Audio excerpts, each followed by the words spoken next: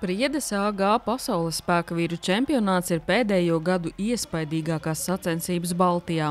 Šovs vēl iespaidīgāks nekā pirmajā gadā. Šoreiz piedalījās 12 spēka vīri no Baltijas valstīm, ASV, Lielbritānijas, Ukrainas un Polijas, kas izpildīja vairākus pat pasaulē neredzētus spēka vingrinājumus. Ieguldīts milzīgs darbs, inženieru darbs, būvnieki, un to jau ļoti grūti ir arī izveidot, lai viņas arī tiešām darbotos. Un ir 28 gadi kopš spēka vīri ir Latvijā, tad tas turpinās, un tādā līmenī es varu tikai lepoties ar tiem cilvēkiem, kas to organizēja un iztaisa. Pēc trešā uzdevuma sacensības pārtrauca kanādiešu sportists, kurš nonāca mediķu aprūpē.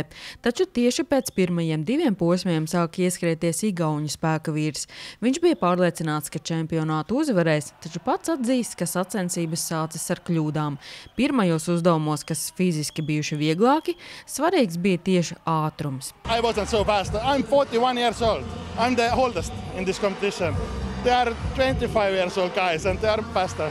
Šis čempionāts vēsturisks Didzim Zariņam, kurš pēc 15 gadu darba un augstiem sasniegumiem nolēmis atvadīties no spēka vīru sporta. Diemžēl grūti visu apvienot, lai savu formu noturētu tik augstā līmenī, tāpēc bija diezgan sāpīgs lēmums, ko pieņemt, bet dzīve nebeidzas. Lai gan cīņa par balvām intrigu nezaudēja līdz pēdējiem mirklim, diezgan drīz sacensībās kļuva skaidrs, ka arī otrais Priedes AG pasaules spēka vīru čempionāta kauss paliks Latvijā.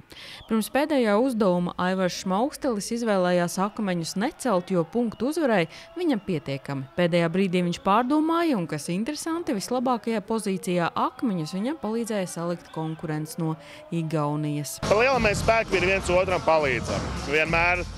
Mēs izējām uz arēnu, tad mēs esam lielākie konkurenti.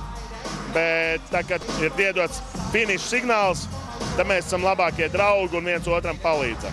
Spēka vīru šovs bija skatītāju kupla apmeklēts, un viņa vidū arī Raimonds Strokšs, kurš pēc dažiem mēnešiem uz Talsiem atvedīs pasaulē labākos rallija braucējus. Es būtu ļoti laimīgs, ja katru otro nedēļu kā minimums Talsos notika kaut kas tāds. Tas, ko mēs redzējām šokar, bija ļoti labs šovs. Man ļoti patīk. Es gribu pateikt kaut ko. Nu, saki kaut ko. Bija forši spēka vīru pasākums, bet kā daži spēka vīri nebija stipri.